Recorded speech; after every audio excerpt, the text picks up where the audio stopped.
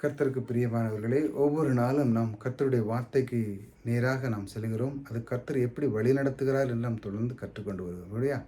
கர்த்தருடைய வார்த்தையை நாம் கவனிக்கும் பொழுது, அவருடைய வார்த்தையை நாம் தியானிக்கும் பொழுது, ஆகா நம் தேவன் இவ்வளோ அழகாக நம்மை வழிநடத்தி கொண்டிருக்கிறார் என்று நாம் பார்க்கிறோம். பாருங்க, சத்தியத்திற்கு விரோதமாக நாங்கள் ஒன்றும் செய்யக்கூடாமல், சத்தியத்திற்கு அனுகூலமாகவே செய்யக்கூடும். மனிதனுடைய வாழ்க்கையிலே சத்தியம் என்பது தேவனுடைய வார்த்தை. சத்தியம் நம்மளை விடுதலையாக்கும். தேவனுடைய வார்த்தைக்கு விரோதம் இல்லாமல் அவர் செய்த இந்த பூமியில் வைக்கப்பட்ட அனைத்து பிரமாணங்களை நாம் அறிந்து கொண்டு அதை விட்டு விலகாமல், அதுதான் சொல்லுகிறார், சத்தியத்துக்கு விரோதமாக நீ செய்யக்கூடாது.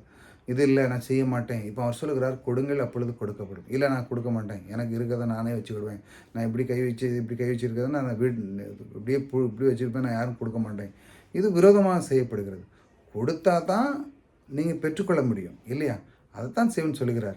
அந்ததுக்கு விரோதமாக இல்லாமல் சத்தியத்துக்கு அனுகூலமாக செய்யக்கூடும். அதாவது தேவன் சொல்கிறார், நீ சத்தியத்துக்கு கொடுக்கும் பொழுது உனக்கு எல்லாமே கிடைக்கும் என்று அவர் கற்றுக் கொடுக்கிறார். ஒரு உதாரணம் சொல்கிறேன் உங்களுக்கு.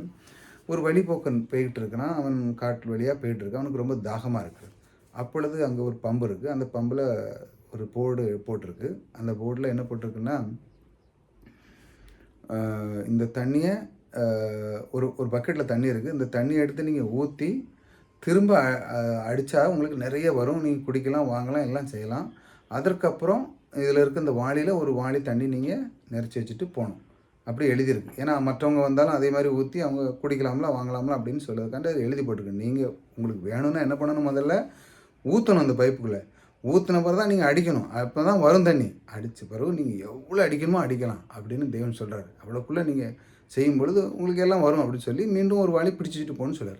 ஆனால் சில பேருக்கு என்ன ஐயோ இந்த வாளி தண்ணி உள்ளே ஊற்றினா கிடைக்குமா, ஐயோ அப்படின்னு நினைக்கிறேன். கிறிஸ்துவ வட்டாரத்தில் இப்படி தான், கொடுத்தா நமக்கு ஆண்டவர் தருவாரா, ஐயோ ஏன்டா 10 ரூபா தான் 20 ரூபா தான் இருக்குது, இதை போட்டால் அடுத்தால போகிறதுக்கு ஒன்றுமே இல்லையே அப்படின்னு யோசிக்கிறவங்க நிறையா இருக்கான்.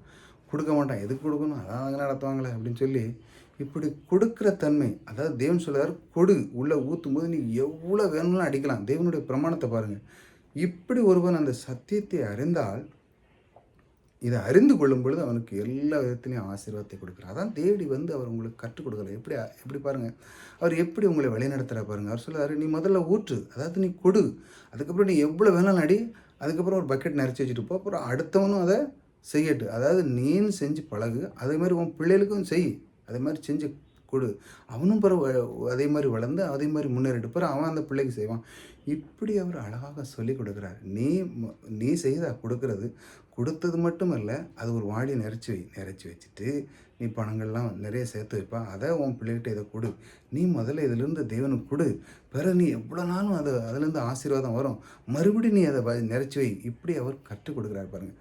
தேவன் முதல்ல அவர் சொல்லுகிறார், நீ முதல்ல கொடு, ஊற்று, அதற்கப்புறம் நீ எவ்வளோ வேணுமோ அந்த அடிப்பம்பில் எப்படி ஆசீர்வாதத்தை அந்த பம்பில் வச்சுருக்காரு பாருங்கள். அதே போல் தான் பொருளாதார செழிப்பில் நீங்கள் கொடுக்கும் பொழுது உங்களுடைய ஆசீர்வாதம் பெருகும்.